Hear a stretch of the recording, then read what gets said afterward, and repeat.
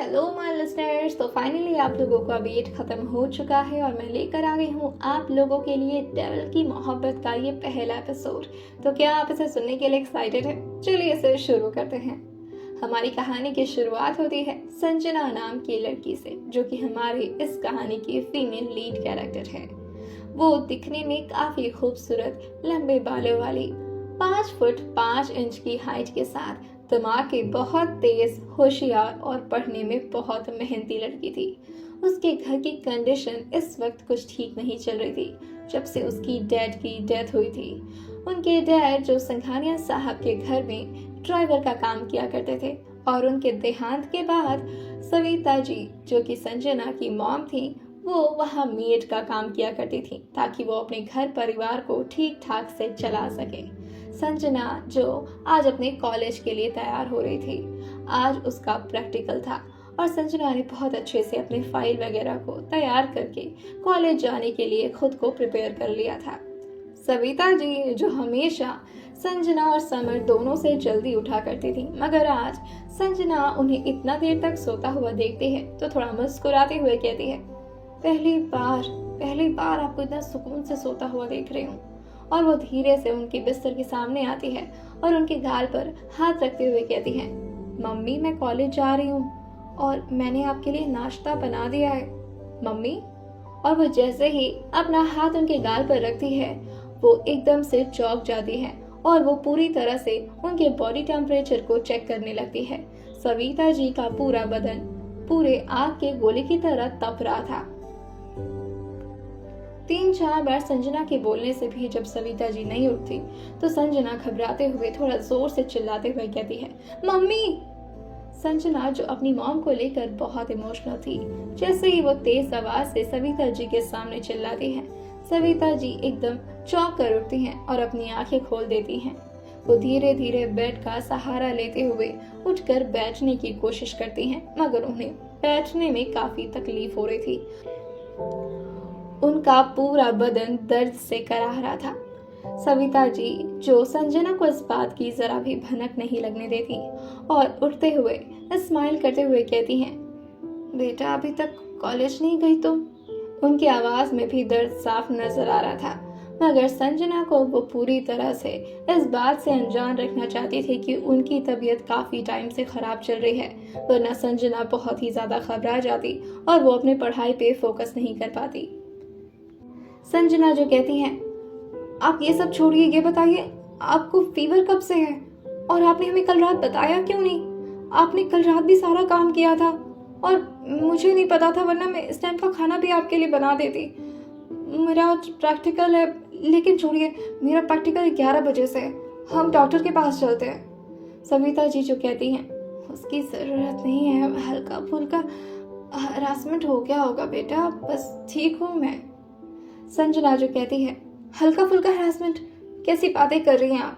एक तो रोज रोज आपको वहां जाकर काम करना पड़ता है, ऊपर से घर का काम और फिर आपकी तबीयत। आप अपने हेल्थ का बिल्कुल ख्याल नहीं रख रही मम्मी, हम आज डॉक्टर के पास चलते हैं। सविता जी जो कहती हैं, तुम अपनी कॉलेज जाओ, तुम्हारी देर हो जाएगी। और अच्छा किया मुझे उठा दिया, मैं भी चलती हूँ, तैयार हो जाती हूँ। आज सिंघानिया साहब के बेटे आने वाले हैं 10 साल बाद, बहुत जोरों शोरों की तैयारी है। और ये बोलकर वो बेड से उठने की कोशिश करती हैं। उनके बदन में इतना दर्द हो रहा था कि उन्हें एक कदम भी आगे रखने में बहुत दिक्कत हो रही थी, लेकिन वो संजना के सामने खड़ी होते हुए कहती हैं, देखो, हम तो बिल्कुल ठीक है, तुम फालतू में परेशान हो रही हो, जाओ जाओ कॉलेज जाओ अपने, और अच्छे से प्रैक्टिकल करना। हाँ। सविता जी के इज्जत करने पर संजना भी उनकी बात को मानने के लिए तैयार हो जाती है और वो अपना बैग उठाकर उनके रूम से बाहर निकलने वाली होती है कि तब तक सविता जी जो 2 कदम आगे बढ़ी थी कि उनका सिर चकरा जाता है और वो फर्श पर धड़ाम से गिर जाती हैं। धड़ाम की आवाज सुनते ही संजना जो चौंक कर पीछे मुड़ते हुए देखती है और दौड़ते हुए अपनी मम्मी को उठाने के लिए चली जाती है। सविता जी जो कहती हैं, अरे बस कुछ नहीं, वो सर थोड़ा चकरा गया था, तुम जाओ, मैं ठीक हूँ। और वो फिर से खड़े होने की कोशिश करने लगती हैं। संजना को अब सविता जी पर थोड़ा गुस्सा आने लगा था। संजना थोड़ा स्ट्रिक्ट होते हुए कहती है, हमने कहा ना हम डॉक्टर के पास चलेंगे, बस बात खत्म। संजना की बात सुनकर सविता जी कहती हैं, नहीं नहीं नहीं, हम डॉक्टर के पास नहीं जा सकते, हम ठीक हैं। और तुम क्यों परेशान हो रही हो? डॉक्टर का नाम सुनते ही सविता जी का चेहरा एकदम से लाल पीला हो गया था और वो काफी ज्यादा घबरा भी गई थी, जैसे वो कुछ छुपाना चाह रही हो संजना से। और अगर संजना डॉक्टर के पास उन्हें लेकर चली जाएगी तो जरूर सविता जी का कोई पोल खुल जाएगा। आखिर क्या छुपा रही थी सविता जी और कैसे जाएंगी आज वो सिंघानिया साहब के घर काम करने? आइए जानते हैं इस अगले एपिसोड में और सुनते रहिए डेविल की मोहब्बत सिर्फ और सिर्फ स्टोरी विद सौम्य के साथ। तो चलिए शुरू करते हैं इस कहानी को। अब तक की कहानी में आप लोगों ने सुन लिया था कि संजना जो कि अपनी मॉम से बहुत ही ज्यादा अटैच थी, साथ ही सविता जी जो कि संजना की मॉम थी, उनकी तबीयत कुछ खास ठीक नहीं थी, मगर फिर भी वो संजना को कॉलेज भेजने के पीछे पड़ी हुई थी, क्योंकि वो नहीं चाहती थी कि संजना उन्हें डॉक्टर के पास ले जाए, वरना उनका कोई राज खुल जाएगा। सविता जी के बार बार कहने पर संजना जो कि उन्हें ब्रेकफास्ट कराती है और वहां से जाने को होती है कि तभी संजना के कुछ ही कदम आगे जाने के बाद सविता जी जो चक्कर खा के फर्श पर धड़ाम से गिर जाती हैं। धड़ाम से गिरने की वजह से संजना पीछे मुड़कर देखती है तो उसकी मॉम नीचे फर्श पर पड़ी हुई थी। संजना जो दौड़कर अपनी मम्मी के पास आती है और थोड़ा घबराते हुए कहती है, मम्मी आप ठीक है? मम्मी। उनकी आंखें थोड़ी देर के लिए बंद हो गई थी, मगर फिर सविता जी संजना के सपोर्ट से बेड पर बैठते हुए कहती हैं, मैं ठीक हूँ बेटा, तुम परेशान नहीं हो। सविता जी अभी भी संजना को कन्विंस करने में लगी हुई थी कि संजना उनके लिए परेशान ना हो, मगर अब संजना को थोड़ा गुस्सा आने लगा था। सविता जी जो कहती हैं, मुझे कुछ नहीं हुआ है और तुम्हारा प्रैक्टिकल भी है, तुम परेशान मत हो, हम ठीक हैं। संजना जो कहती है, आप बिल्कुल ठीक नहीं है मम्मी, और आपको चक्कर, मैं कह रही हूँ ना, हमें डॉक्टर के पास चलना चाहिए, आप क्यों नहीं समझ रही हैं? सविता जी कहती हैं, नहीं हम डॉक्टर के पास नहीं जाएंगे, हमने कहा ना, हमें डॉक्टर के पास नहीं जाना। संजना जो कहती है, मम्मी पर आपको जरूरत है। सविता जी उसे समझाते हुए कहती हैं, देखो अगर तुम सच में कुछ करना चाहती हो हमारे लिए तो। वो ये बोलते बोलते ही रुक जाती हैं। सविता जी को इस तरह बोलता हुआ देखकर संजना कहती है, क्या हुआ, बोलिए, क्या करना है मुझे? सविता जी कहती हैं, तुम्हें पता है ना बेटा, सिंघानिया साहब के बेटे आ रहे हैं और वो भी 10 साल बाद। उनके यहाँ बहुत बड़ी पार्टी है और हमारे हाथ का ही खाना बनने वाला था। अगर आज के दिन हम वहाँ नहीं गए तो दिक्कत हो जाएगी। सविता जी जो काफी ज्यादा परेशान हो रही थी कि तभी उनके दिमाग में कुछ आता है और वह संजना को अपने बगल में बैठाते हुए कहती हैं, बेटा एक काम करोगी हमारा? संजना कहती है, आप ऐसे क्यों बोल रही हैं, बताइए क्या करना है मम्मी, मैं जरूर करूंगी।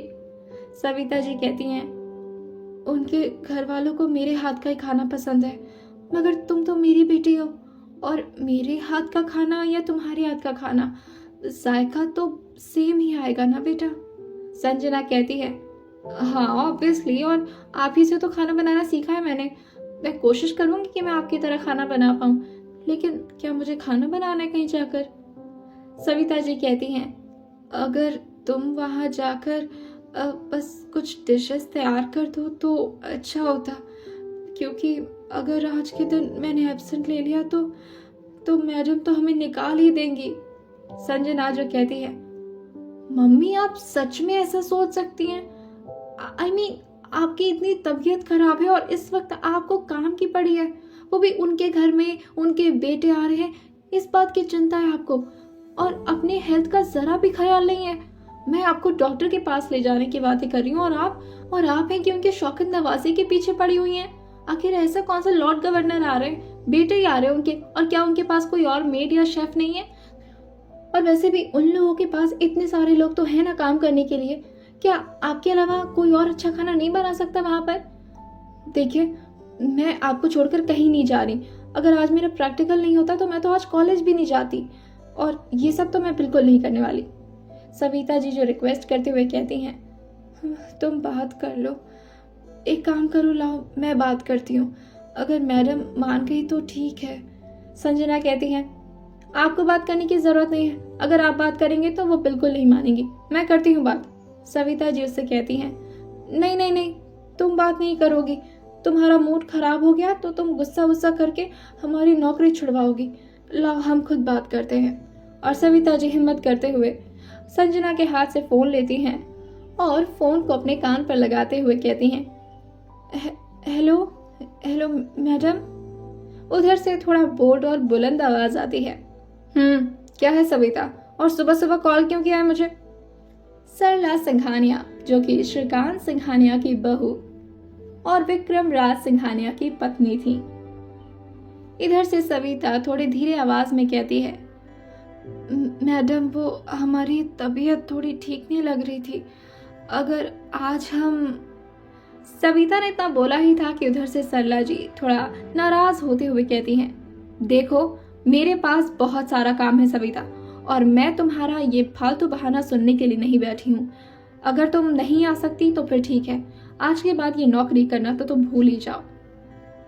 तुम्हें पहले से पता है कि आज हमारे घर का कितना ज्यादा इम्पोर्टेंट दिन है और इतनी बड़ी पार्टी भी है, और मैं चाहती थी कि मेरा बेटा तुम्हारे हाथ की ही डिशेस टेस्ट करे। और वैसे भी मुझे तुम्हारे अलावा किसी और के खाने का टेस्ट पसंद नहीं आता। तुम्हें इस बात की अच्छे से नॉलेज है, फिर भी मुझे कोई एक्सक्यूजेस नहीं सुनना है। चुपचाप से टाइम पर पहुंच जाना, वरना इस नौकरी को भूल जाना। और ये बोलकर उधर से फोन कट जाता है। सविता जी जिनके चेहरे पर निराशा संजना साफ देख पा रही थी। अब संजना को भी सविता जी पर थोड़ा गुस्सा आने लगा था। संजना जो थोड़ा चिढ़ते हुए कहती है, आपका सारा गुस्सा ना सिर्फ हमारे ऊपर ही उतरता है। आपने थोड़ा स्ट्रिक्टली बोलना चाहिए था ना कि वो आप नहीं आ पाएंगी, और वैसे भी आप उनके यहाँ काम करती हैं, उनकी गुलाम नहीं है। सविता जी संजना को समझाते हुए कहती हैं, गुलाम ही समझ लो। जब से तुम्हारे पापा की डेथ हुई है उसके बाद वही तो हैं जो हमारे घर को संभाल के रखी हैं। तुम्हारे कॉलेज की फीस और फिर समर की तबीयत भी तो खराब रहती है, उसकी दवाई का इलाज का पैसा सब वही तो करते हैं ना। संजना जो कहती है, हाँ तो पापा उनके यहाँ ड्राइवर का काम किया करते थे, उनके भरोसेमंद आदमी थे, क्या इतना भी मदद नहीं कर सकते वो लोग? और वैसे भी फ्री में नहीं किया उन्होंने मदद, आप उनके यहाँ काम भी तो करती हैं ना। सविता जी जो कहती हैं, मुझे कुछ नहीं पता। संजना बेटा प्लीज, तुम्हें थोड़ा देर ना अपना टाइम निकालना पड़ेगा। तुम्हारा प्रैक्टिकल 11 बजे के बाद से था ना, तुम बस कुछ देर के लिए जाकर डिशेस बना देती तो अच्छा रहता, वरना फिर हमारी नौकरी। सविता जी को संजना इतना परेशान होते हुए देखती है तो कहती है, आपकी जिद के आगे भला मैं कुछ कह सकती हूँ? आप हमेशा ऐसे इमोशनल हो जाती और मुझे आपकी हर बात माननी पड़ती है मम्मी। ठीक है आप परेशान मत होइए, मैं ब्रेकफास्ट कराकर आपको, आप दवा खा लीजिए और मैं कर लूंगी जाकर वहाँ काम। और आप बिल्कुल परेशान मत होइएगा, हाँ जो होगा बाकी सब मैं देख लूंगी। उस सरला आंटी तो कुछ ज्यादा ही सड़ी हुई हैं, मैं संभालती हूँ उन्हें जाकर, आप रेस्ट करिए हाँ। और संजना सिंघानिया मेंशन के लिए निकल जाती है। उनके घर से सिंघानिया मेंशन कुछ ज्यादा दूर नहीं था। कुछ ही देर में वो सिंघानिया मेंशन पहुंचती है। जैसे ही वो अंदर जाने वाली होती है कि तब तक सरला जी आते हुए कहती हैं, अरे अरे अरे तुम कहाँ घुसी जा रही हो अंदर? तुम्हें किसने बुला दिया यहाँ पर? संजना जो धीरे आवाज में कहती है, वो मम्मी की तबीयत खराब थी आंटी इसलिए। सरला जी उसे बीच में रोकते हुए कहती हैं, मम्मी की तबीयत खराब थी तो बेटी को भेज दिया? और एक मिनट, आंटी क्या? मैं तुम्हारी रिलेटिव हो? और खबरदार जो मुझे आंटी कहा तो मैडम बोला करो मुझे। तुम्हारी माँ ने तुम्हें क्या तमीज सिखाया है? हाँ तुम्हारी माँ ने तुम्हें जरा भी तमीज नहीं सिखाया। संजना जैसे ही अपने माँ के बारे में इस तरह की बातें सुनती है, वो अपने नेल्स को अपने पाम में जोर से चुभाने लगी थी, क्योंकि उसे पता था कि अगर उसका मुंह खोला तो इस वक्त या तो सविता जी की नौकरी जाएगी या तो सामने खड़े ये औरत संजना की बातें सुनकर ही बेहोश हो जाएंगी। संजना का गुस्सा बहुत ही ज्यादा था, वो शॉर्ट टेम्पर्ड इंसान थी और उसकी एंगर इश्यूज बहुत ज्यादा थे। वो अपने गुस्से को कंट्रोल करने के लिए थोड़ा सा स्माइल करती है और कहती है, आई एम सो सॉरी, पर माँ ने कहा है कि आपके यहाँ जो भी काम है डिशेस बनाने का वो मैं कर दूं, वो माँ नहीं आ पाएंगी तो इसीलिए मैं अच्छा खाना बनाती हूँ auntie. I mean madam. Savita ji जो उससे कहती हैं, तुम हमारे यहाँ खाना बनाओगी? वेल ठीक है, देखते हैं, लेकिन पहले तुम घर का काम करोगी।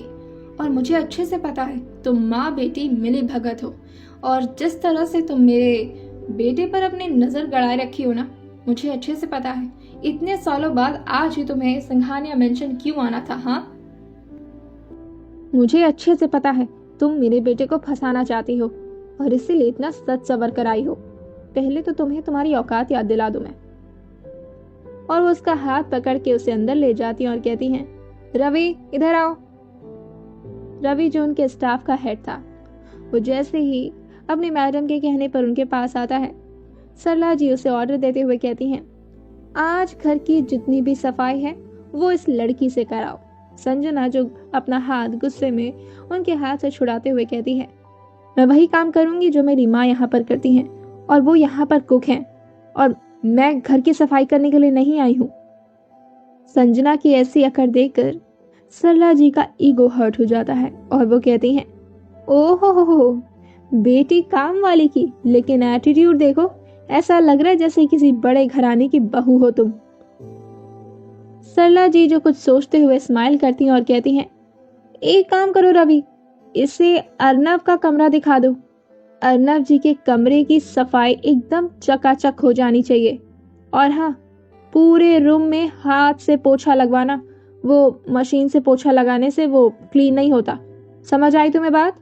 वो रवि को ऑर्डर देती हैं तो रवि अपना सिर झुकाकर कहता है, जी मैडम समझ गया। और वो संजना से कहता है, चलो मैं तुम्हें बता देता हूँ अर्नव सर का रूम कहाँ है।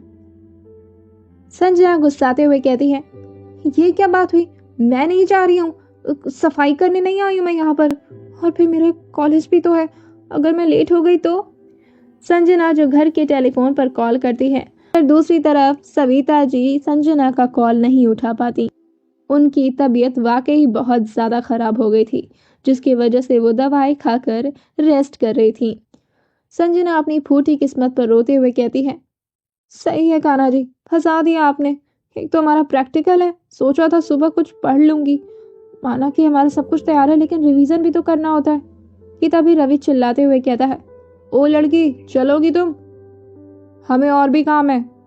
संजना थोड़ा हंसते हुए कहती है, हाँ आई। संजना को तो बहुत गुस्सा आ रहा था, मगर वो क्या ही कर सकती थी, वो अपनी मम्मी की वजह से यहाँ पर फंस गई थी। क्या सच में पूरा कमरा और पूरे घर की सफाई संजना को करनी ही पड़ेगी? क्या करेगी संजना, और कैसे जाएगी वो कॉलेज अपना प्रैक्टिकल देने, वो भी इतने सारे काम करने के बाद? संजना जो अपनी मॉम के कहने पर सिंघानिया मेंशन पहुंच जाती है ताकि वो सविता जी के काम खुद कर पाए, लेकिन सरला जी संजना को देखकर अपना मूड सड़ा लेती हैं और संजना को एक्स्ट्रा वर्क देते हुए कहती हैं, तुम जाकर मेरे बेटे अर्नव का रूम साफ करोगी ताकि तुम्हें तुम्हारी औकात पता चले। संजना जो सरला जी के सामने थोड़ा तेज आवाज में बोल देती है, जिससे सरला जी का थोड़ा ईगो हर्ट हो जाता है और संजना को वो उसकी लेवल दिखाने के लिए अर्नव का रूम जानबूझकर साफ करवा रही थी। मगर संजना इसके लिए जरा भी तैयार नहीं थी। आखिर वो ये सब काम क्यों करती? उसकी मम्मी यहाँ पर शेफ का काम करती थी। संजना जो अपनी मॉम को फोन मिलाने की भी कोशिश करती है, मगर उसकी मॉम की तबीयत ठीक ना होने की वजह से और फोन नहीं उठा पाती। रवि जो संजना को बुलाते हुए कहता है, आओ मैं तुम्हें अर्नव सर का रूम दिखाता हूँ, और पूरा दिन नहीं है मेरे पास, चलो इधर आओ। कहाँ यार, कहाँ फंस गई मैं?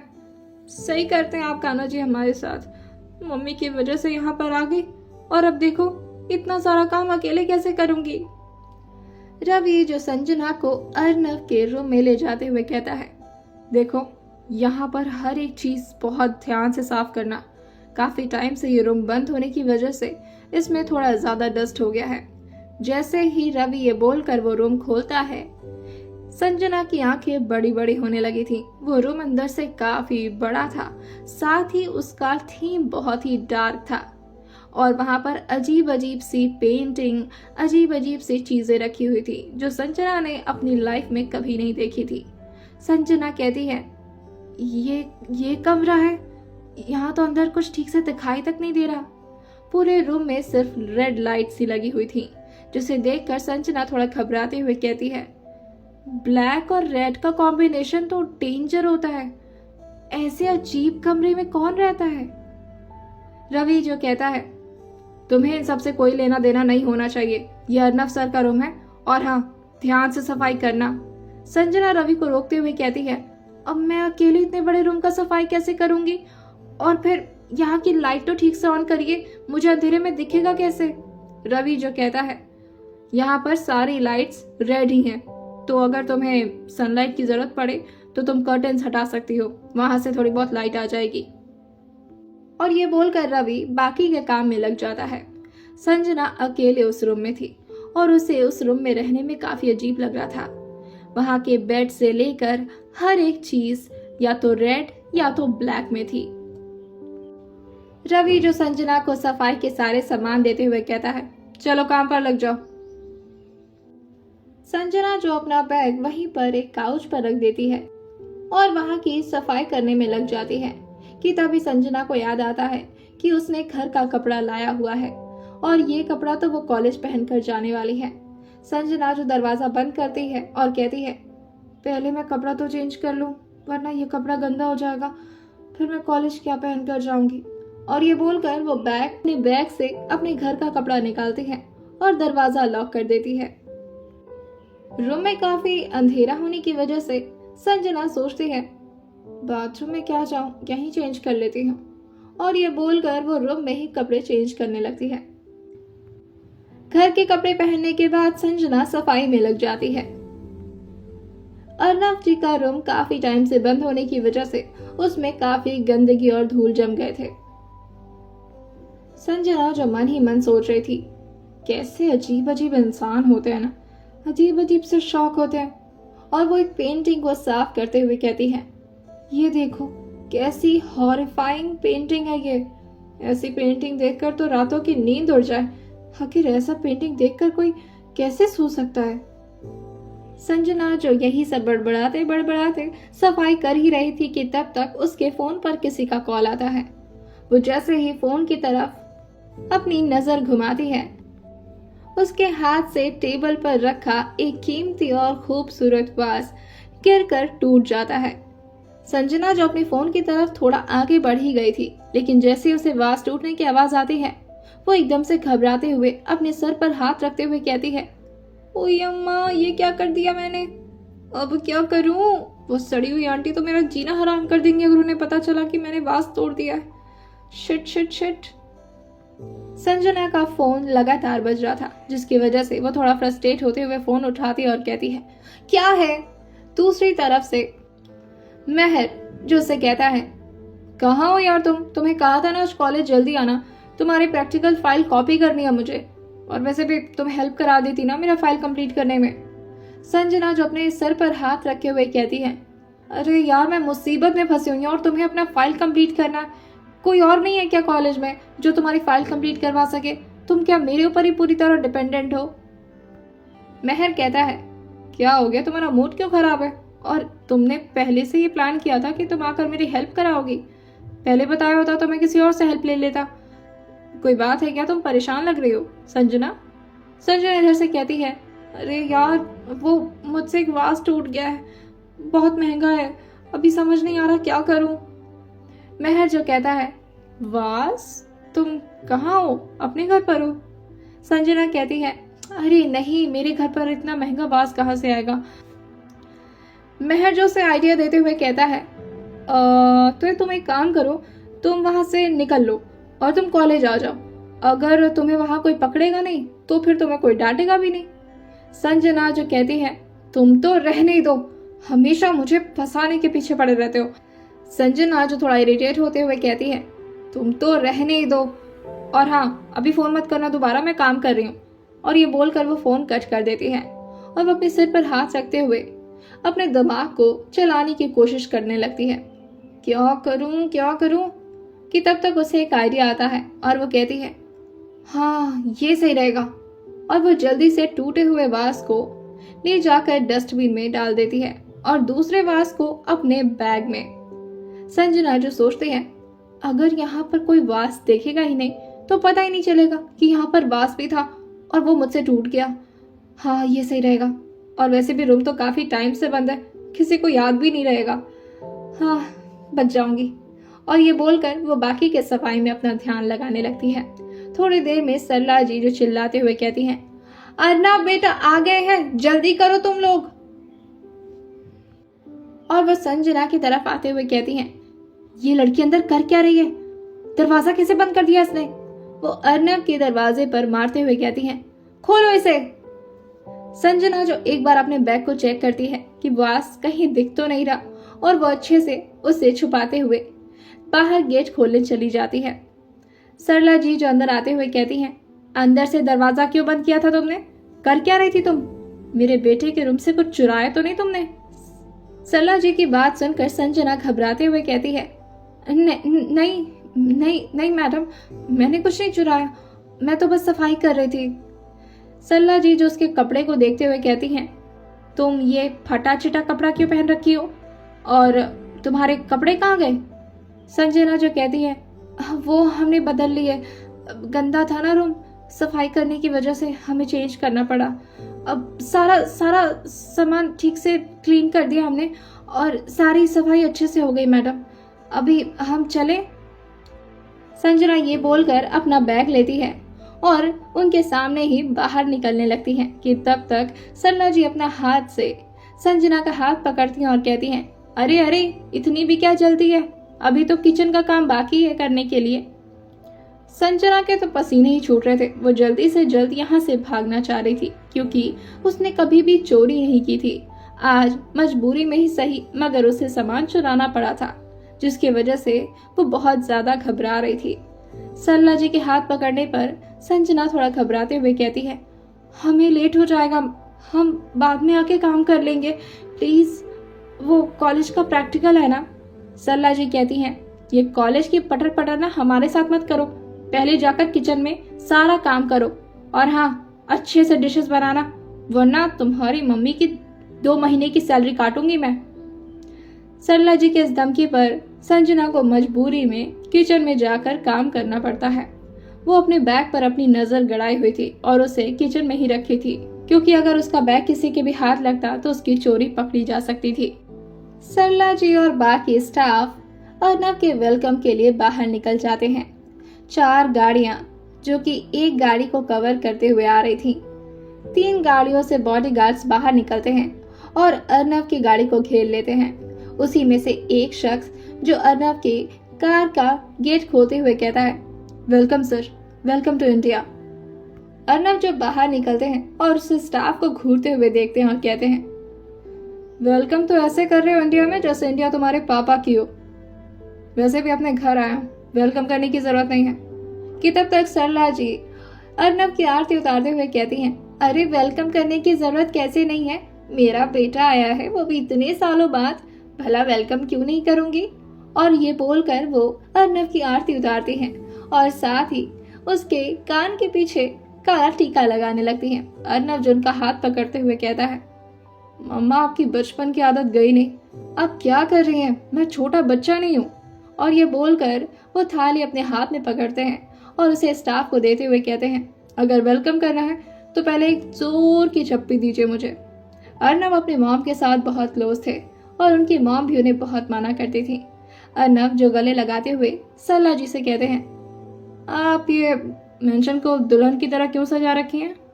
सरला जी जो अर्नब को अंदर लाते हुए कहती हैं, आज मेरा बेटा आया है, मेरा बस चले तो मैं तुम्हारे लिए जल्द से जल्द दुल्हन भी ढूंढ दूं, मगर अब तुम आजकल के लड़के हो, मैं ढूंढूंगी तो तुम्हें पसंद आएगी या नहीं आएगी, तुम्हें तो मॉडर्न टाइप लड़की चाहिए होगी। हाँ, अर्नब को उन सारी बातों में जरा भी दिलचस्पी नहीं थी। वो सरला जी को अवॉइड करते हुए कहते हैं, मुझे रूम में जाना है, मैं शावर लेकर आता हूँ। सरला जी जो कहती हैं, तुम मेरी बात को इग्नोर कर रहे हो। अर्नब जो सरला जी की तरफ देखते हुए कहता है, mom please for God sake, मैं इतने टाइम बाद इंडिया आया हूँ और हम इस बारे में कभी और बात करें प्लीज। और ये बोलकर वो रूम की तरफ चले जाते हैं। वो जैसे ही अपने रूम का दरवाजा खोलकर अंदर की तरफ आते हैं, वो कुछ सोचकर स्माइल करने लगते हैं और उसी जगह पर खड़े हो जाते हैं जहां संजना कुछ देर पहले खड़े होकर अपने कपड़े चेंज कर रही थी। और वो कुछ सोचते हुए अपने बालों पर हाथ फेरते हैं और एक तिरछे स्माइल पास करते हैं। दूसरी तरफ संजना जो जल्दी जल्दी खाना बनाने की तैयारी कर रही थी क्योंकि उसे कॉलेज के लिए अब लेट होने लगा था। वो अपने सामने लगे घड़ी में देखती है तो 10:30 बज चुके थे। संजना जो कहती है 11 बजे के बाद मेरा प्रैक्टिकल शुरू हो जाएगा, मेरा रोल नंबर भी 25 है, ज्यादा टाइम नहीं लगेगा मेरा रोल नंबर आते हुए, हे भगवान क्या करूं। और वो जल्दी जल्दी डिशेस बनाने में लग जाती है। कुछ ही देर में संजना जो सरला जी के दिए हुए ऑर्डर्स को कंप्लीट करते हुए कहती है ओफ, फाइनली सब कुछ बन गया है, अब जल्दी से निकलती हूँ मैं यहाँ से। और ये बोलकर वो अपना बैग उठाती है और बाहर निकलने वाली होती है कि तब तक उसे याद आता है अरे मैं इन गंदे कपड़ों में बाहर कैसे जाऊंगी। और ये बोलकर वो बाथरूम ढूंढने लगती है कि तब तक सरला जी उसे देखते हुए कहती हैं क्या हुआ, यहाँ इधर उधर क्या देख रही हो तुम, और हाँ अपनी गंदी नजर से मेरे बेटे को मत देखना। संजना को अब बहुत तेज गुस्सा आ रहा था क्योंकि एक तो उनकी वजह से उसका लेट भी हो गया और साथ ही उससे इतनी बड़ी गलती भी हो गई। आखिर वो तो यहाँ पर सिर्फ अपनी मॉम की हेल्प करने के लिए आई थी, अगर उसे सिर्फ डिश बनाना होता तो उससे कोई गलती नहीं होती। संजना जो थोड़ा गुस्से में कहती है देखिए आंटी, मैं यहाँ पर आपके घर में दिलचस्पी दिखाने नहीं आई हूँ, मेरी मॉम को यहाँ पर आने में प्रॉब्लम थी और आप ही ने तो कहा था उनके जैसा कोई अच्छा स्टाफ नहीं है आपके पास, तो ये आपकी प्रॉब्लम है। मुझे यहाँ वहाँ देखने का कोई शौक नहीं है, बस मुझे कपड़ा चेंज करना था, मैं कॉलेज इन कपड़ों में नहीं जा सकती।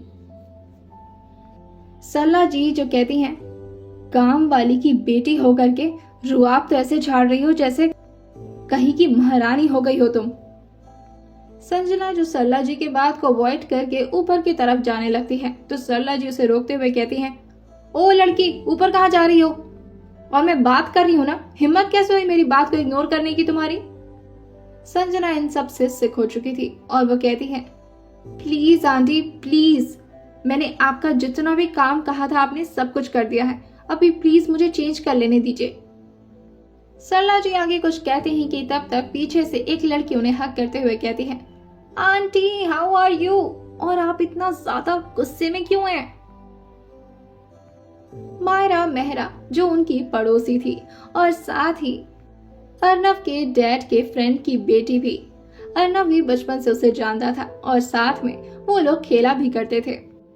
सरला जी को तो वो अर्नव के लिए परफेक्ट लड़की लगती थी। वो जैसे ही मायरा को देखती हैं वो उसकी गाल पर हाथ रखते हुए कहती हैं अरे बेटा तुम आ गई, वैसे बहुत अच्छे टाइम पर आई हो, अर्नव भी आ गया है। संजना जो बिना कुछ सोचे समझे उसी रूम में चली जाती है जहां उसने पहले कपड़े चेंज किए थे। उसे इस बात का जरा भी आइडिया नहीं था कि अर्नव आ चुका है और वो अपना बैग रखती है और अपने नए कपड़े को निकाल कर अपने पुराने कपड़े उतारने लगती है। वो अपनी कुर्ती जैसे ही पहनने वाली थी कि तब तक पीछे से आवाज आती है कौन हो तुम और मेरे रूम में क्या कर रही हो। उस शख्स के सामने इस वक्त संजना की पीठ थी जिसकी वजह से अर्नव को समझ नहीं आता कि वहां पर कौन खड़ा है। अर्नव जो उस लड़की के 3-4 स्टेप करीब आते हुए कहता है मैंने पूछा कौन हो तुम, और इस वक्त संजना के कान के बहुत ही करीब अर्नव की आवाज सुनाई देती है, मगर उसे नहीं पता था कि पीछे कौन है और अर्नव को नहीं पता था कि उसके सामने कौन है। दोनों एक दूसरे के लिए अनजान थे। संजना इस वक्त मुड़ना नहीं चाहती थी क्योंकि इस वक्त उसने कपड़े नहीं पहने हुए थे और अगर वो मुड़ती तो उसके लिए प्रॉब्लम क्रिएट हो सकती थी। संजना जो जोर जोर से सांस लेती है और भगवान से प्रार्थना करते हुए कहती है भगवान प्लीज बचा लीजिएगा, प्लीज प्लीज प्लीज। अर्नव जो एक स्टेप और आगे बढ़ता है तो संजना को उसकी गर्म सांसें महसूस होने लगती हैं और वो आगे बढ़ते हुए कहती है सॉरी मुझे नहीं पता था कि आप रूम में, वो मुझे कपड़े चेंज करने हैं, आप प्लीज दूसरी तरफ देखेंगे। संजना बहुत ही घबराते हुए ये बोल रही थी और उसकी धड़कनें जोर जोर से चल रही थी। अर्नव जो दूसरी तरफ देखते हुए कहते हैं जल्दी कपड़े पहनो और यहाँ से निकलो, मेरे रूम में कोई भी लड़की अलाउड नहीं है, इवन मेरे अलावा कोई अलाउड नहीं है। संजना जो जल्दी से अपना कुर्ती पहनती है और अपने पुराने कपड़े अपने बैग में डालने लगती है। अर्नव भी तुरंत ही शावर लेकर बाहर आए थे, जिसकी वजह से उन्होंने सिर्फ अपने वेस्ट पर टॉवेल लपेट रखा था। उन्होंने ऊपर कुछ नहीं पहना था। संजना, जो अर्नव को फेस नहीं करना चाहती थी और वो अपना चेहरा छुपाते हुए बाहर निकलने ही वाली होती है कि तब तक अर्नव के डोर पर कोई नॉक करते हुए कहता है, अर्नव, मायरा इज हियर, दरवाजा खोलो अर्नव। संजना ने दरवाजा फिर से लॉक कर दिया था क्योंकि उसे लगा था कि कोई बाहर से अंदर ना आ जाए। अर्नव जो उसी हालत में दरवाजा खोल देता है। संजना, जो अपने कपड़े रखकर अपने बाल ठीक करके वहां से निकलने ही वाली थी, जिसकी वजह से वो भी डोर के पास आ जाती है, मगर अर्नव उससे पहले ही आकर दरवाजा खोल देता है। जब तक संजना छुप पाती तब तक बहुत देर हो चुकी थी और अर्नव और संजना ऐसी हालत में मायरा और सरला जी के सामने आ जाते हैं। मायरा जो संजना को देखती है तो संजना को घूरते हुए कहती है, Who the hell are you? सरला जी भी संजना को देखकर कहती हैं, संज। उन्होंने इतना ही बोला था कि तब तक संजना वहां से भागना ही बेहतर समझती है और वो मायरा को थोड़ा धक्का देकर वहां से भाग जाती है। अर्नव भी उसके चेहरे को देखने ही वाला था कि तब तक संजना बच्चों की तरह वहां से भागकर मेंशन के बाहर चली जाती है। उसके कदम तब तक धीरे नहीं हुए जब तक वो मेंशन के बाहर न निकल जाए। अर्नव को उस लड़की को देखने में थोड़ी सी क्यूरियोसिटी हो रही थी, मगर वो लड़की तो सस्पेंस पे सस्पेंस ही बनाई जा रही थी। आइए जानते हैं आने वाले एपिसोड में क्या होने वाला है। अब तक की कहानी में आप लोगों ने सुन लिया था कि संजना जो गलती से अर्नव के रूम में चेंज करने के लिए चली जाती है, क्योंकि उसे कॉलेज जाना था और वो इन गंदे कपड़ों में तो कॉलेज जाती नहीं। उसे लगा था कि अभी अर्नव के रूम में कोई नहीं है। अर्नव जो उसी वक्त बाथरूम से बाहर आते हैं और संजना की पीठ उनकी आंखों के सामने आ जाती है, तो वो थोड़ा चौंकते हुए पूछते हैं, एक्सक्यूज मी, क्या कर रही हो तुम यहाँ पर? संजना को लगा था कि कहीं अर्नव उसे पहचान न ले, इसलिए वो जल्दी जल्दी अपनी कुर्ती पहनती है और वहां से भागने ही वाली होती है कि तब तक उसका बैड लक उसके सामने आ जाता है। सरला जी और मायरा जो अर्नव का गेट नॉक करने लगी थी। संजना जो जब तक वहां से भाग पाती कि तब तक अर्नव दरवाजा खोल देते हैं। सरला जी और मायरा के सामने संजना आ जाती है। सरला जी के मुंह से जैसे ही संजना शब्द निकलने ही वाला था कि तब तक संजना अपना बैग लेती है और वहां से रफू चक्कर हो जाती है और वो तब तक नहीं रुकती जब तक वो सिंघानिया मेंशन के बाहर नहीं निकल जाती। उसकी सांस बहुत जोर जोर से फूल रही थी क्योंकि उसे बहुत ही ज्यादा डर लग रहा था कि कहीं ऐसा ना हो कि अर्नव के बॉडीगार्ड्स उसे आकर पकड़ ले। और साथ ही उसने गलती से एक चोरी भी की थी जो उसे मजबूरी में करनी पड़ी थी, और अगर उसके बारे में सरला जी या अर्नव या उनके फैमिली में से किसी को भी पता चलेगा तो एक तो उसके मॉम की बहुत इंसल्ट होगी और साथ ही उसकी मॉम की नौकरी भी जा सकती है। संजना जो जैसे तैसे करके वहां से भाग कर तो आ गई थी, मगर दूसरी तरफ मायरा जो अर्नव से क्वेश्चन करते हुए कहती है, हु वाज शी, और वो तुम्हारी रूम में क्या कर रही थी? सरला जी कुछ एक्सप्लेन करते हैं कि तब तक अर्नव के डैड विक्रांत राज सिंघानिया जो कि अपने बेटे से मिलने के लिए सिंघानिया मेंशन पहुंच जाते हैं। जैसे ही सरला जी विक्रम की आवाज़ सुनते हैं वो नीचे भागते हुए उनके वेलकम के लिए चले जाती हैं और मायरा अर्नव के सामने आकर कहती है, मैंने पूछा वो लड़की तुम्हारे साथ क्या कर रही थी अर्नव? अर्नव जो इस वक्त किसी को भी कुछ भी रिप्लाई करने के मूड में नहीं थे और साथ ही अर्नव को पसंद नहीं था कि कोई भी उनसे इस तरह से क्वेश्चन करे, वो भी इस रफ टोन में। हाँ, मायरा बचपन से अर्नव को जानती थी, मगर 10 साल में अर्नव बहुत ज़्यादा बदल चुके थे और साथ ही वो बहुत ही ज़्यादा रूड और टफ मैन बन चुके थे।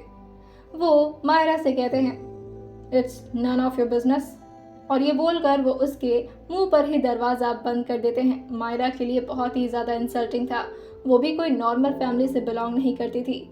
मायरा मेहरा जो काफ़ी अच्छे और जाने पहचाने घर से बिलोंग करती थी, उनके डैड का भी काफ़ी हद तक बड़ा बिजनेस था, मगर अर्नव सिंघानिया के बराबरी वो लोग नहीं कर सकते थे।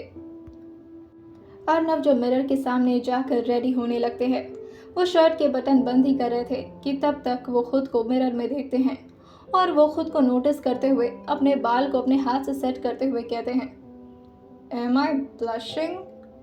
No, why would I?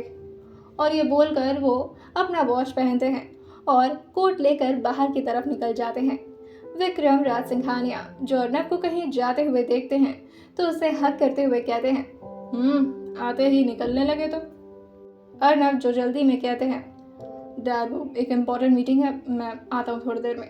कि सरला जी अर्नब के सामने आते हुए कहती हैं, अभी तो आए हो तुम, फिर जा रहे हो, देखिए ना अपनी तरह बना दिया आपने। सरला जी जो परेशान होते हुए अर्नब के सामने आती हैं और कहती हैं, आज ही आए हो बेटा, अभी कुछ देर भी नहीं हुआ तुम्हें आए हुए और तुरंत निकल रहे हो। कम से कम कुछ खा तो लो, तुम्हारी फेवरेट डिशेस बनवाई है मैंने। अर्नब जो सरला जी की बात में इंटरेस्ट ना लेते हुए कहते हैं, ओके मैं खा लूँगा अभी, प्लीज़ मेरे को थोड़ी जल्दी है मॉम। और ये बोलकर वो उनके फोरहेड पर किस करते हैं और उन्हें हक कर कर वहाँ से निकल जाते हैं।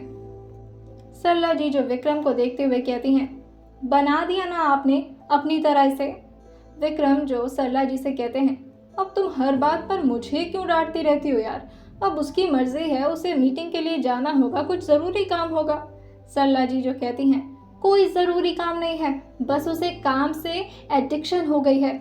मुझे तो लगता है कि शादी के बाद उसका क्या होगा, उसकी तो पहली बीवी ही उसका काम है, उसका बिजनेस, उसकी डीलिंग, उसकी मीटिंग, हे भगवान। और ये बोलकर वो मायरा को लेकर बाकी के अरेंजमेंट्स करने लगती हैं, क्योंकि शाम को उन्होंने अपने बेटे के वेलकम के लिए एक बहुत ही बड़ी ग्रैंड पार्टी रखी थी।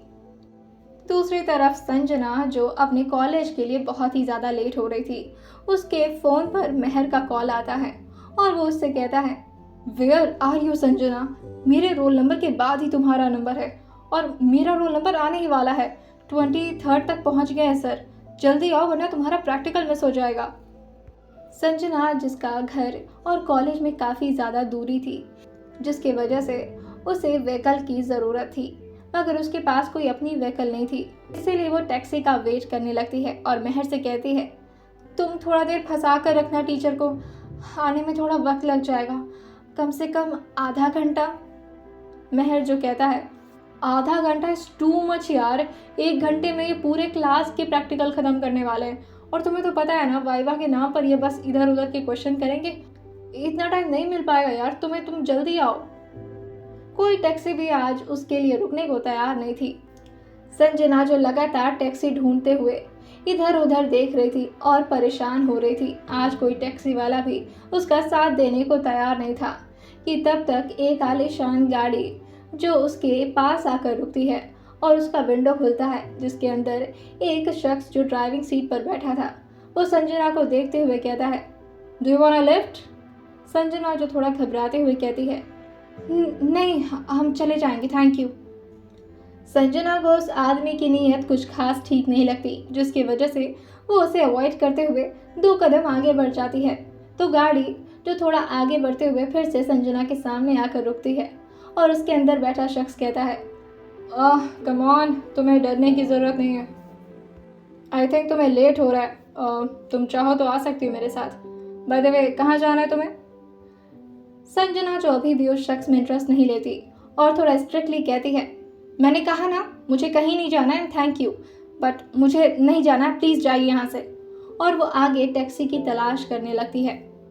संजना के इस रफ टोन को सुनकर अंदर बैठे शख्स को भी थोड़ा बुरा लगता है और वो विंडो क्लोज करते हुए संजना से आखिरी बार कहता है, ओके एज यू विश। और ये बोलकर वो अपनी गाड़ी थोड़ा आगे बढ़ाता ही कि तब तक संजना उन्हें रोकते हुए कहती है, स्टॉप। और ये बोलकर वो कार का डोर खोलते हुए कहती है, अब मुझे उस चौराहे पर उतार देंगे, वहाँ से टैक्सी मिल जाएगा मेरे कॉलेज के लिए। ड्राइविंग सीट पर बैठा शख्स संजना को देखकर थोड़ा कंफ्यूज और थोड़ा हैरान होता है और उससे कहता है, ओके जल्दी बंद करो, मुझे भी लेट हो रहा है। और ये बोलकर वो गाड़ी स्टार्ट कर देता है। संजना के हाथ में बैग देकर वो शख्स पूछता है, कॉलेज जा रही हो तुम? संजना जो सर हाँ में हिलाते हुए कहती है, हाँ वो मेरा लेट हो रहा है, वरना मैं चली जाती, मेरा प्रैक्टिकल था तो इसीलिए। वो शख्स थोड़ा हंसते हुए कहता है, इसमें इतना तुम्हें एक्सप्लेनेशन देने की ज़रूरत नहीं है, इट्स ओके, तुम बैठ सकते हो किसी स्ट्रेंजर के साथ, और ज़रूरी नहीं कि हर स्ट्रेंजर तुम्हें खाने की नज़र से ही देख रहा हो। Well my name is Rudra Roy. और वो संजना की तरफ देखने लगते हैं। संजना जो अपना इंट्रोडक्शन देते हुए कहती है, आई एम संजना शर्मा। रुद्र जो थोड़ा हंसते हुए कहता है, ओ इसीलिए तुम इतना शर्माते हो। संजना शर्मा, राइट? हाँ, तुम अपने नाम के साथ बहुत सूट करती हो। रुद्र की इस तरह की मजाक सुनकर संजना पहले तो थोड़ा ऑकवर्ड होती है, मगर उसके बाद उसे भी ये फनी लगता है और वो भी स्माइल करने लगती है। रुद्र जो संजना से पूछता है, कौन से कॉलेज जाती हो तुम? संजना अभी भी थोड़ा घबरा रही थी। एक तो पहले से ही उसने सुबह सुबह इतने सारे कांड कर दिए थे, फिर उसके दिमाग में बार बार अर्नव की बातें चल रही थीं और उसे डर लग रहा था कि कहीं ऐसा ना हो कि सरला जी अर्नव को सब कुछ बता दें और कहीं ऐसा ना हो कि दोबारा उसे अर्नव को फेस करना पड़े। रुद्र जो उससे दोबारा होश में लाते हुए कहता है, ओ हेलो, कहाँ गुम हो गई? कुछ पूछ रहा हूँ मैं तुमसे। रुद्र की बात सुनकर संजना थोड़ा चौंकते हुए कहती है, हाँ क्या क्या मैंने सुना नहीं, सॉरी। रुद्र जो उसे दोबारा कहता है, कहाँ पढ़ती हो, कौन से कॉलेज में? संजना जो लोकेशन बताते हुए कहती है, वो है ना हनुमान जी का मंदिर, उसके सामने ARS करके एक यूनिवर्सिटी है ना, वहाँ से कॉलेज कर रही हूँ मैं। रुद्र जो कहता है, ओह दैट्स सो नाइस। वैसे वो तो काफ़ी महंगा और प्राइवेट भी है ना वो? संजना जो कहती है, हाँ। फिर रुद्र जो उसके कंडीशन को देखते हुए कहता है, तुम्हें स्कॉलरशिप मिली है क्या? रुद्र की बात सुनकर संजना थोड़ा अनकंफर्टेबल हो जाती है। रुद्र अपनी गलती को मानते हुए कहता है, आई एम सॉरी, मतलब उसमें काफ़ी रईस बच्चे पढ़ते हैं, तो मुझे लगा तुम स्कॉलरशिप वगैरह। संजना जो कहती है, स्कॉलरशिप नहीं है, वो हमारी एक जान पहचान के हैं, तो उनका वहाँ पर अच्छा कनेक्शन है, तो उन्होंने थोड़ी फीस में हेल्प मिल गई थी कहीं से। संजना जो ज़्यादा उन्हें एक्सप्लेनेशन नहीं देना चाहती, चौराहा आता है तो वो रोकते हुए कहती है, हाँ बस थैंक यू सो मच, मैं चली जाऊँगी इसके आगे से। रुद्र जो कहता है, वैसे मुझे भी उधर ही जाना है, हम साथ में चल लेते हैं, और वैसे भी थोड़ी और बातें कर लूँगा तुमसे। संजना को किसी भी लड़के से इतनी बात करने की आदत नहीं थी, एक्सेप्ट मेहर। मेहर उसका काफ़ी क्लोज दोस्त था और वो काफ़ी टाइम से एक दूसरे को जानते थे। संजना जो सिर्फ मेहर के साथ ही क्लोज थी और इसीलिए उसे बाकी लड़कों के साथ बात करने में ना तो ज़्यादा दिलचस्पी थी और इवन उसे थोड़ा घबराहट भी होने लगा था। संजना जो अपने पसीने को पोंछते हुए कहती है, हाँ थैंक यू, और उसे कुछ समझ नहीं आता, इसलिए वो विंडो के साइड देखने लगती है। थोड़ी देर में कॉलेज आ जाता है। रुद्र जो संजना को कहता है, now here is your destination. Sanjana जो गाड़ी से उतरते हुए कहती है, थैंक्स। रुद्र जो उसे रोकते हुए कहता है, ओ हेलो, ये क्या तरीका होता है थैंक्स कहने का?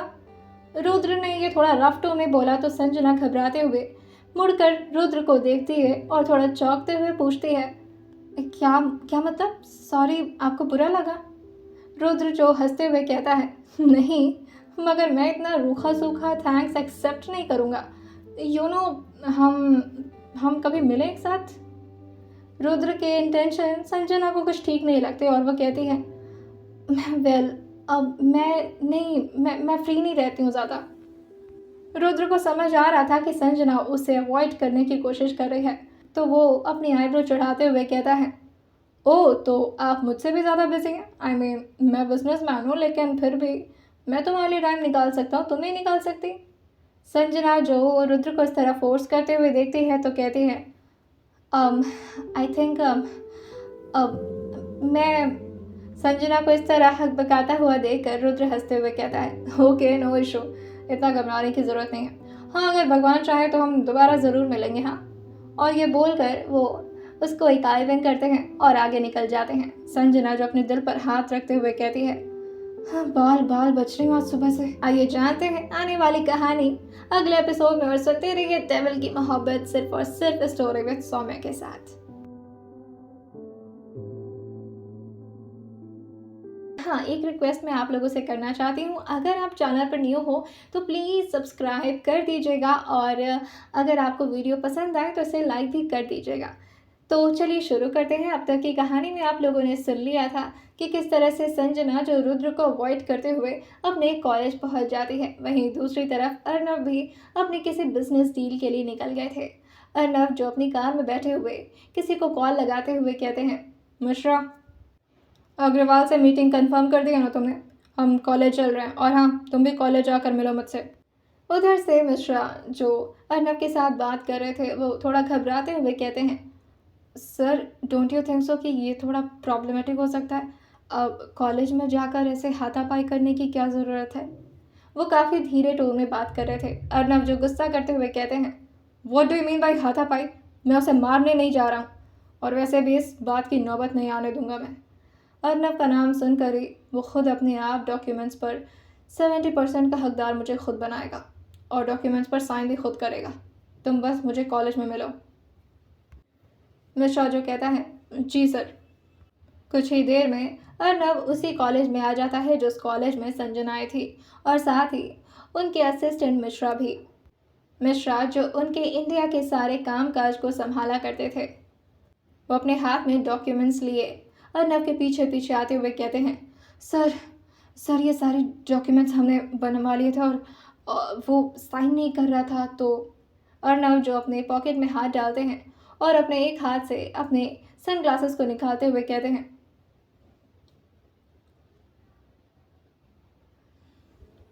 डोंट वरी, आज खुद वो मेरे सामने गिड़गिड़ाते हुए 70% मेरे नाम कर देगा। तुम बस डॉक्यूमेंट्स उसके सामने रख देना। और ये बोलकर वो अंदर की तरफ चले जाते हैं। ऑफिस के अंदर जाते ही अर्नव जो ऑफिस के अंदर जाते ही कि तब तक एक गार्ड उन्हें बाहर रोकते हुए कहता है, सर अभी अग्रवाल सर बिजी हैं, आप थोड़ा देर वेट करिए और आप प्लीज़ हमें कुछ अपनी आइडेंटिटी बता दीजिए, हम ऐसे आपको अंदर नहीं जाने दे सकते। मिश्रा जो उस गार्ड को घूरते हुए देखता है और कहता है, मरना है क्या तुम्हें? किससे बात कर रहे हो पता है? इस कॉलेज के होने वाले असली मालिक से। जानते भी हो कौन है ये? सिक्योरिटी गार्ड अपना सर नाम में हिलाते हुए कहता है, सॉरी सर, हम आपको ऐसे परमिट नहीं दे सकते। आप पहले अपनी आइडेंटिटी हमें बताइए, हम अग्रवाल सर से बात करेंगे, उनकी परमिशन मिले बिना हम आपको अंदर नहीं जाने दे सकते। मिश्रा जो आगे कुछ कहते हैं कि तब तक अर्नव उसको रोकते हुए कहते हैं, ओके, जाए अग्रवाल साहब से कहिए कि अर्नव सिंघानिया आए हैं, अर्नव राज सिंघानिया। वो सिक्योरिटी अंदर जाकर अग्रवाल सर से कहता है, सर आपसे कोई अर्नव अर्नव सिंघानिया मिलने आए हैं। अग्रवाल जैसे ही ये सुनते हैं, उनके हाथ में फ़ोन था और वो किसी से बात कर रहे थे। उनका फ़ोन तुरंत ही उनके हाथ से नीचे गिर जाता है और उनके माथे पर पसीने की बूंद सिक्योरिटी गार्ड भी अच्छे से देख पा रहा था। अग्रवाल जो घबराते हुए अपने पसीने को पोंछते हैं और अपने नर्वसनेस को छुपाते हुए कहते हैं, भेजो उन्हें उन्हें अंदर भेजो। अग्रवाल जो जैसे ही अपने मोबाइल को उठाने के लिए नीचे झुकता है और झुककर अपना मोबाइल उठाता है कि तब तक उसे फुट स्टेप्स की आवाज़ आती है और वह समझ जाता है कि उसकी शामत उसके सामने आ चुकी है। अर्नव सिंघानिया जो बड़े कैजुअल वे में उनके सामने चेयर पर बैठे हुए उन्हें ही घूर रहे थे। अग्रवाल जो खड़े होते हुए उनका वेलकम करते हुए कहते हैं, आप कब आए इंडिया सर? और आपने हमें बताया क्यों नहीं? आपको यहाँ आने की ज़रूरत नहीं थी, हम खुद।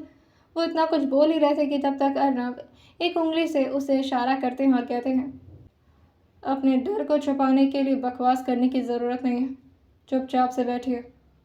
अग्रवाल जो उनकी उम्र से काफ़ी ज़्यादा बड़े थे, इसलिए अर्नव उनको आप करके बोल रहे थे। अग्रवाल जो उनसे कहते हैं, देखिए मैंने आपसे पहले भी कहा है, लेकिन आप क्यों नहीं समझ रहे सर? अगर आपने हमारे इस कॉलेज का 70%। अर्नव जो उनकी बात के बीच में ही खड़े हो जाते हैं, तो अग्रवाल जो अपने पीछे रखे चेयर पर बैठते हुए कहते हैं, मेरा मतलब था सर कि आप 70%। अर्नव जो एक एक स्टेप उनके करीब आ रहे थे और वैसे ही अग्रवाल की हार्ट बीट बढ़ती जा रही थी। अर्नव जो अपने हाथ में एक टिश्यू पेपर लेते हैं और उनके माथे पर के पसीने को पोंछते हुए कहते हैं, आपकी तबीयत ठीक नहीं लग रही। ऐसा लग रहा है जैसे आपका ब्लड प्रेशर बढ़ रहा है। आपको पता है ना ब्लड प्रेशर बढ़ने से क्या होता है? और ये बोलकर वो उनके स्वेट को पोंछते हैं और उनके हाथ में वो टिश्यू पेपर थमाते हुए कहते हैं, कहते हैं कि ज़्यादा तेज़ अगर ब्लड प्रेशर बढ़ जाए तो इंसान के दिमाग की नसें फट जाती हैं। क्यों मिश्रा, सुना है ना तुमने? मिश्रा जो कहता है, हाँ सर, वैसे भी कई लोगों की मौत ऐसे ही हुई है। अर्नव जो हंसते हुए आगे कहते हैं, क्या चाहते हैं अग्रवाल साहब? वैसे वो कहावत तो आपने सुनी ही होगी, जान बचे तो लाखों पाए। अगर जान ही नहीं रहेगी तो कॉलेज लेकर क्या करेंगे आप? और शुक्र मनाइए कि मैंने 70% की बात की है। चाहूँ तो आपसे आपका पूरा कॉलेज भी हड़प सकता हूँ, लेकिन फिर आप रोड पर आ जाएंगे और मैं वो नहीं चाहता। अग्रवाल जो चेयर पर बैठे हुए उनके सामने हाथ जोड़ते हुए कहते हैं, देखिए सर, मेरे मेरे बच्चे हैं, मेरे अपने कुछ मेरे लोन्स हैं, मैं उसे सब कुछ कैसे हैंडल करूँगा। ये बोलते बोलते अग्रवाल की आवाज़ कांप रही थी, मगर अर्नब को इन सब से कोई फर्क नहीं पड़ता। अग्रवाल के बात सुनकर अर्नब उनका चेयर थोड़ा पीछे करते हैं और अग्रवाल के सामने रखे कांच के टेबल पर टेक लगाते हुए कहते हैं, अगर मैं केस कर दूं तो ये पूरी प्रॉपर्टी मेरे नाम हो जाएगी। इवन मैं चाहूँ तो आपके घर को भी आपसे छीन सकता हूँ। यू नो कि अगर मैं अपनी पर आ जाऊँ तो मैं क्या क्या कर सकता हूँ। तो फिर क्यों आप मेरा टाइम वेस्ट कर रहे हैं अग्रवाल साहब? अग्रवाल जो हाथ जोड़ते हुए रिक्वेस्ट करते हुए कहते हैं, बस बस बस 2 दिन का मोहलत और दे दीजिए। उसके बाद अगर मैं चुका नहीं पाया तो आप जो कहेंगे मैं वो कर दूंगा। अर्नब जो मिश्रा की तरफ अपना हाथ बढ़ाते हुए कहते हैं, मिश्रा डॉक्यूमेंट दो। और वो इस वक्त अग्रवाल को ही घूरे जा रहे थे। अग्रवाल जिसकी आंखों से आंसू तक गिरने लगे थे, मगर अर्नब को इन सबसे कोई फर्क नहीं पड़ता। अर्नब जो उनके सामने कॉलेज के प्रॉपर्टीज़ के डॉक्यूमेंट्स लाते हुए कहते हैं, यू नो ना, अर्नब सिंघानिया अगर अपनी पर आ जाए तो वो क्या कर सकता है। अग्रवाल साहब अर्नब के इस टोन से थोड़ा डरते हुए कहते हैं, नहीं, उसकी ज़रूरत नहीं पड़ेगी, हम करते हैं साइन।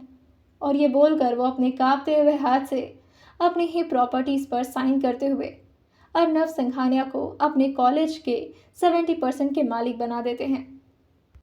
क्योंकि अग्रवाल साहब को अर्नब के इस वार्निंग टोन अच्छे से समझ आ गई थी। अर्नब जो खुश होते हुए अग्रवाल को देखते हैं और उनके सर पर हाथ रखते हुए कहते हैं, समझदारी के काम किए आपने अग्रवाल साहब, वरना मुझे तो लगा था कि कोई और ही तरीका आजमाना पड़ेगा। और ये बोलकर वो मिश्रा को देखकर हंसने लगते हैं। मिश्रा भी उन्हें हंसते हुए देखते हैं और कहते हैं, आपकी किस्मत अच्छी थी अग्रवाल साहब, वरना मुझे तो लगा था कि आज तो आप निकल ही लिए। अर्नब जो मिश्रा को वो सारी फाइल्स उठाने के लिए कहते हैं और अग्रवाल साहब से कहते हैं, स्वागत नहीं करेंगे आप हमारा अग्रवाल साहब? अब बॉस हैं हम आपके, और 70% के मालिक भी। मैं चाहता हूँ कि कल आप कॉलेज में एक बहुत ही अच्छी पार्टी रखें और उसमें आप हर एक कॉलेज के स्टूडेंट से लेकर प्रोफेसर को इस बात से वाकिफ़ कराएं कि अब ये कॉलेज मेरे नाम पर है। 70% ही सही, मगर बॉस तो हम ही हैं कॉलेज के। और ये बोलकर वो उनके सामने सन ग्लासेस लगाते हैं और अपने पॉकेट में हाथ डालकर वहाँ से निकल जाते हैं। साथ ही उनके पीछे पीछे अग्रवाल साहब भी अपना सिर झुकाकर उन्हें कॉलेज के बाहर छोड़ने आते हैं। सिक्योरिटी गार्ड जब ये देखता है तो अर्नब के सामने अपना सिर झुका लेता है। मिश्रा जो हंसते हुए सिक्योरिटी गार्ड के पीठ पर थपथपाते हुए कहता है, अब यही है ओनर और इन्हीं के सामने सल्यूट मारना, समझ गए? और ये बोलकर वो लोग कॉलेज के बाहर निकल जाते हैं। आखिर क्यों डर रहे थे अग्रवाल साहब इतना ज़्यादा अर्नब से? और ऐसा कौन सा किस्सा था जो अग्रवाल साहब ने अर्नब के बारे में सुना था? आइए जानते हैं आने वाले एपिसोड में क्या होने वाला है और सुनते रहिए डेविल की मोहब्बत सिर्फ और सिर्फ आपकी प्यारी स्टोरी विद सौम्या के साथ।